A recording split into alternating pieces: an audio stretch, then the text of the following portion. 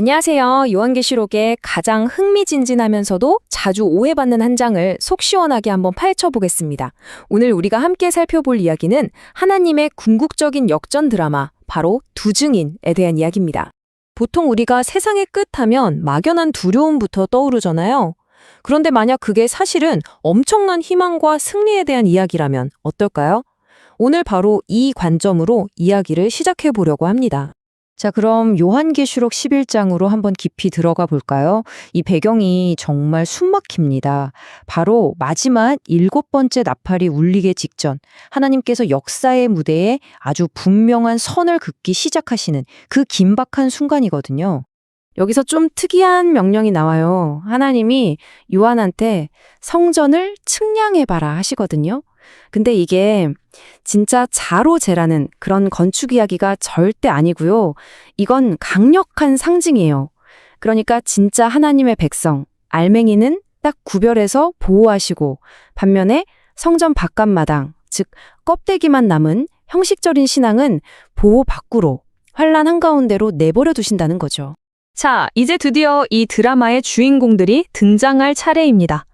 하나님께서 아주 중요한 임무를 위해서 2명의 강력한 선지자를 세상의 무대 정중앙으로 보내십니다.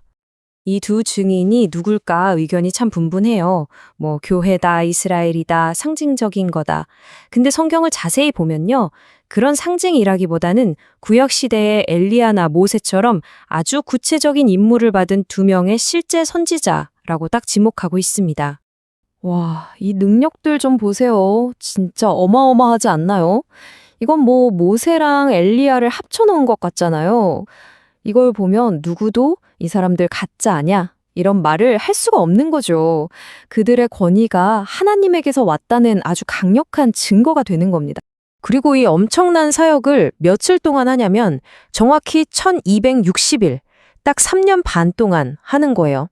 정말 온 세상이 등을 돌린 그 적대적인 환경 한가운데서 아주 담대하게 예수 그리스도를 증언하는 거죠. 모든 위대한 이야기에는 강력한 악당이 등장하기 마련이죠. 바로 그들의 사명이 끝날 무렵 이 이야기의 최종 빌런, 짐승이 깊은 어둠 속 무저갱에서부터 스물스물 기어 올라옵니다. 바로 이 두 사람을 침묵시키기 위해서요. 이 장면 한번 상상해 보세요. 하나님의 살아있는 말씀을 외치는 두 선지자, 그리고 그들을 없애려는 사탄의 화신, 적그리스도. 와, 진짜 역사의 운명을 건 정면 대결이 펼쳐지는 그야말로 숨막히는 순간인 거죠. 자, 지금부터는 이 이야기에서 가장 마음 아프고 또 가장 어두운 부분으로 들어가게 됩니다. 이 두 선지자의 죽음에 대한 세상의 반응이 정말 이제 충격적이에요. 이 구절의 무게가 느껴지시나요? 세상이 그들의 죽음을 보고 슬퍼하는 게 아니라 오히려 기뻐하고 선물을 주고받으면서 축제를 벌인다는 거예요. 왜일까요? 바로 그들의 메시지가 너무 아팠기 때문이에요. 진리의 말씀이 사람들의 죄를 콕콕 찔러서 너무 괴롭고 불편하게 만들었던 거죠. 시간이 이렇게 흘러갑니다.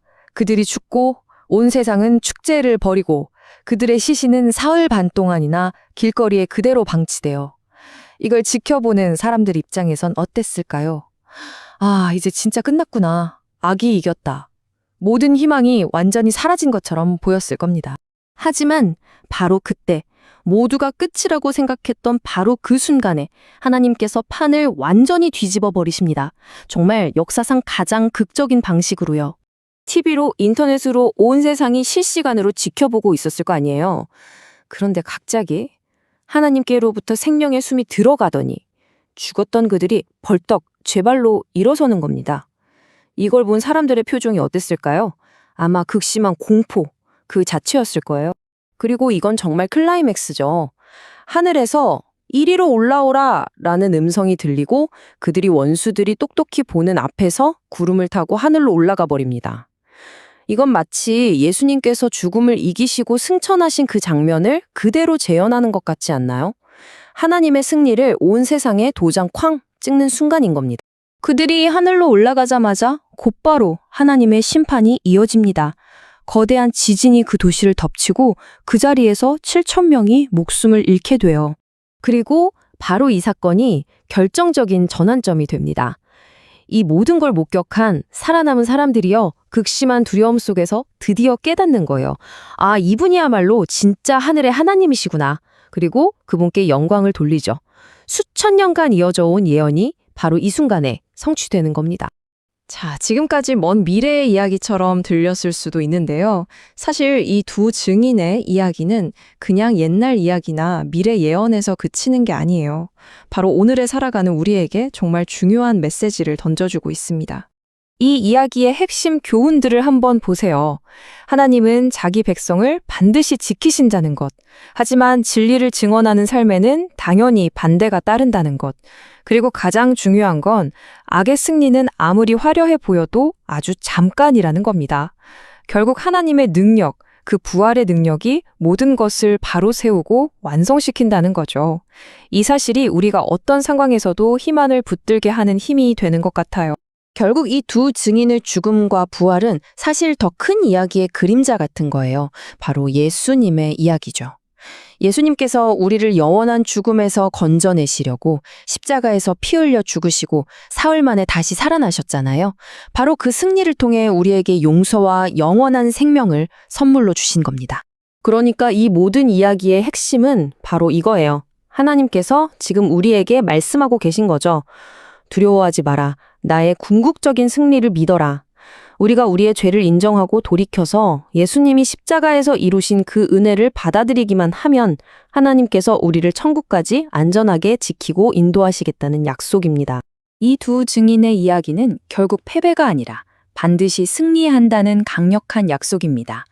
이 약속을 믿을 때 여러분이 오늘 마주하고 있는 어려움들이 어떻게 다르게 보일 수 있을까요?